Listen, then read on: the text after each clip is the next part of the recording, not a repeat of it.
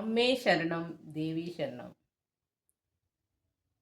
കൂട്ടുകാരെ, എല്ലാവരും സുഖമായിട്ടിരിക്കുന്നു എന്ന് വിശ്വസിക്കുന്നു.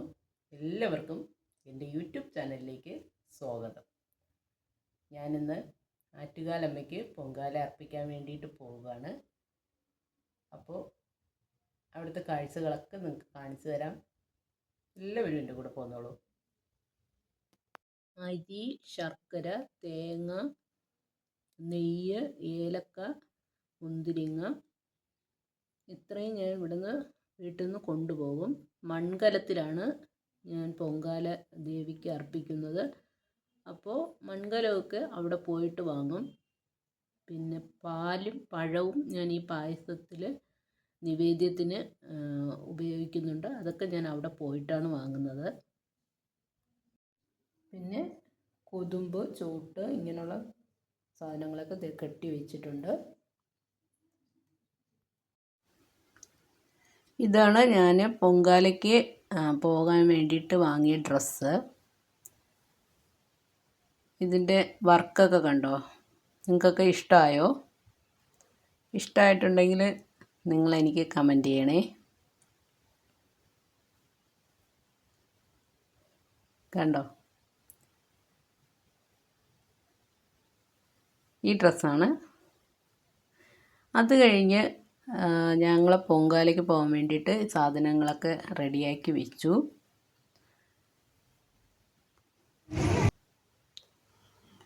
ഇത് ഞങ്ങൾ അമ്പലത്തിൻ്റെ അടുത്തെത്തി. അമ്പലത്തിൻ്റെ അടുത്തായിട്ടുള്ള ഒരു ദേവിയെ ഒരുക്കിയിരിക്കുന്നതാണ്. അമ്പലത്തിൻ്റെ അടുത്തായിട്ടൊരു വീട്ടിലാണ് ഞങ്ങൾ പൊങ്കാല അർപ്പിക്കാനായിട്ട് അടുപ്പൊക്കെ ഒരുക്കിയത്. അത് കഴിഞ്ഞ് ഞങ്ങൾ അമ്പലത്തിലേക്ക് ഒന്ന് പോയി. അവിടെ തിരക്കൊന്നും ഇല്ലെങ്കിൽ അമ്പലത്തിൽ കയറി തൊഴുതിട്ടൊക്കെ വരാമെന്ന് വിചാരിച്ചിട്ടാണ് പോയത്. പക്ഷേ തിരക്ക് കാരണം അകത്തോട്ട് കയറാൻ കഴിഞ്ഞില്ല. അപ്പോൾ ആ റോഡിലൂടെ നമ്മളിങ്ങനെ ഓരോ കാഴ്ചകളൊക്കെ കണ്ട് നടന്നു. എന്നാലും മതിലിൻ്റെ ആ ഭാഗത്ത് നിന്ന് അമ്പലത്തിനകത്തൊക്കെ നമ്മളിങ്ങനെ നോക്കുകയായിരുന്നു.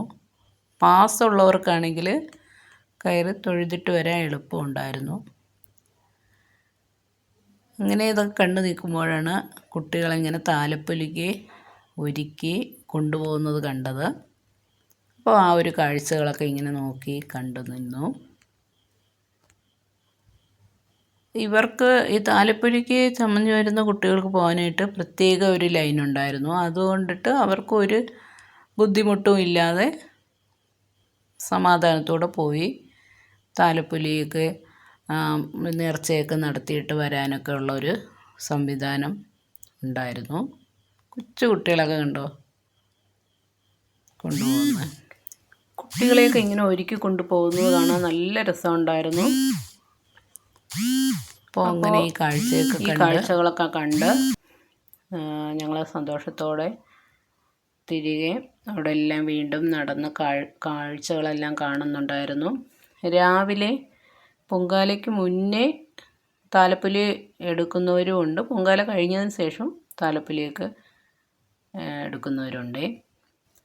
അത് കഴിഞ്ഞ് ഞങ്ങൾ വീണ്ടും അമ്പലത്തിൻ്റെ ചുറ്റും ഇങ്ങനെ നടന്നു. പൊങ്കാലയ്ക്ക് വേണ്ടിയിട്ടുള്ള സമയമായിട്ടുണ്ടായിരുന്നില്ല. ഒരു 7-7:30 മണി സമയമൊക്കെയാണിത്. അപ്പോൾ കുറേ സമയമൊക്കെ നമുക്ക് പൊങ്കാലയ്ക്ക് പോകാൻ വേണ്ടിയിട്ടുള്ള നടത്തേണ്ട സമയമുണ്ടല്ലോ. അപ്പോൾ ആ സമയം കണ്ടിട്ട് നമ്മൾ അവിടെ എല്ലാം ഇങ്ങനെ നടന്നു കണ്ടു. ഈ സെറ്റ് സാരിയൊക്കെ ഉടുത്ത് വരുന്നത് കണ്ടോ? എന്ത് രസമല്ലേ? അപ്പോഴേക്കും തിരക്ക് കൂടിയേ. തിരക്ക് ഭയങ്കരമായിട്ട് തിരക്കായി. അവിടെ നിന്ന് ഞങ്ങൾ നടന്ന് ഞങ്ങൾ പൊങ്കാല അർപ്പിക്കുന്ന സ്ഥലം, ഞങ്ങളൊരു വീടിൻ്റെ മുറ്റത്താണ് പൊങ്കാല അർപ്പിക്കാൻ വേണ്ടിയിട്ട് എല്ലാം ഒരുക്കിയത്. അപ്പോൾ ഈ തിരക്കിൻ്റെ ഇടയിലൂടെയാണ് ഞങ്ങളുടെ സ്ഥലത്തേക്ക് പോയത്.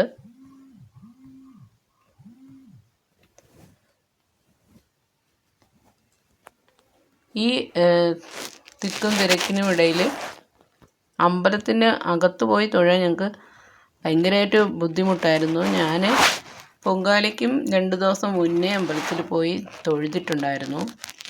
ഇത് കണ്ടോ, തിരക്ക് കണ്ടോ? ഇത്രയും തിരക്കിൻ്റെ ഇടയിലാണ് ആൾക്കാർ, ഇത് ദൂരെ നിന്നൊക്കെ വരുന്ന ആൾക്കാരില്ലേ, അവർക്കൊക്കെ ഈ ദിവസമല്ലേ പോയി തൊഴാൻ പറ്റത്തുള്ളൂ. അപ്പോൾ നമുക്കൊക്കെ ഇവിടെ അടുത്തായതുകൊണ്ട് എപ്പോൾ വേണമെങ്കിലും അമ്മയെ പോയി കണ്ട് തൊഴാമല്ലോ. അത് കഴിഞ്ഞ് ഞങ്ങൾക്ക് പൊങ്കാല നിവേദ്യം നടത്തേണ്ട സമയമായി. അടുപ്പിൽ തീ കൊളുത്തി, വെള്ളം ഇങ്ങനെ തിളച്ചു തുടങ്ങിയായിരുന്നു.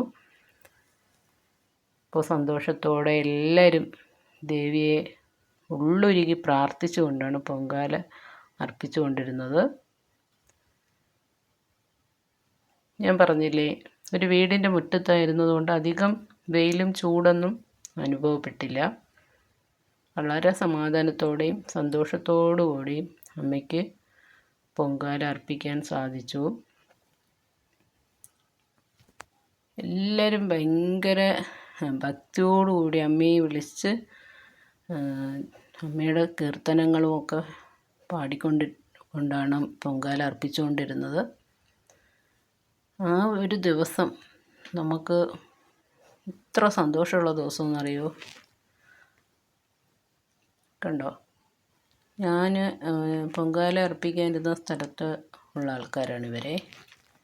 ആ വീട്ടിൽ ഇത്രയും ആൾക്കാരുണ്ടായിരുന്നു. ഇതേ കണ്ടോ, നമ്മൾ ആ മനസ്സിൻ്റെ സന്തോഷം ഭയങ്കരമായിട്ട്, നമുക്ക് സന്തോഷവും സമാധാനവും കിട്ടുന്നത് ഇങ്ങനെ പൊങ്കാല അർപ്പിക്കുമ്പോൾ ഇങ്ങനെ തിളച്ച് തൂവി വീഴില്ലേ, അത് കാണുമ്പോൾ ഉണ്ടാകുന്ന ഒരു ഭയങ്കര ഒരു സന്തോഷമാണ്. നമുക്കത് പറഞ്ഞ് അറിയിക്കാൻ പറ്റാത്ത ഒരു സന്തോഷമാണ്. അപ്പോൾ അങ്ങനെ നമ്മൾ സമാധാനത്തോടുകൂടിയും സന്തോഷത്തോടുകൂടി അമ്മയ്ക്ക് പൊങ്കാല അർപ്പിച്ചു. ഞാൻ പായസമാണ് ഉണ്ടാക്കിയത്. ഇങ്ങനെ വിളക്കൊക്കെ കത്തിച്ച് ഇങ്ങനെയാണ് പായസം ഉണ്ടാക്കിയത്.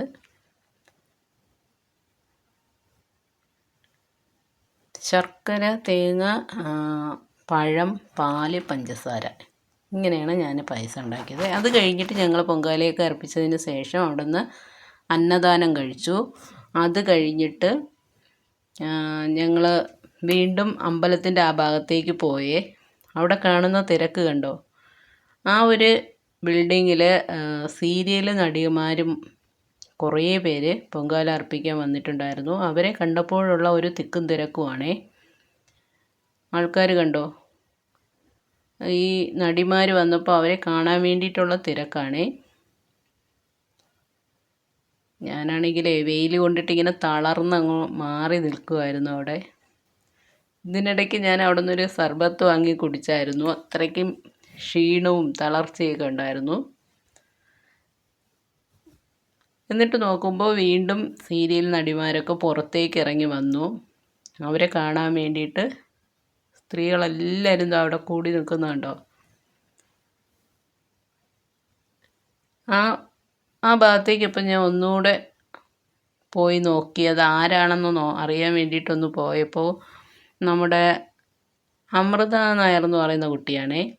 ആ കുട്ടി ആ ഗേറ്റിൻ്റെ അവിടെ വന്നു ഇവരുടെ അടുത്ത് വന്ന് സംസാരിക്കുകയൊക്കെ ചെയ്തു.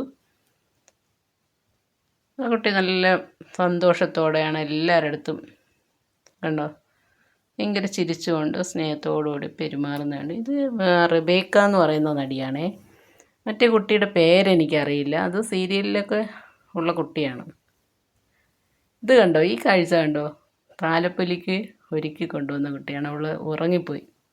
അത് കഴിഞ്ഞ് ഞങ്ങൾ വീട്ടിലേക്ക് പോന്നു.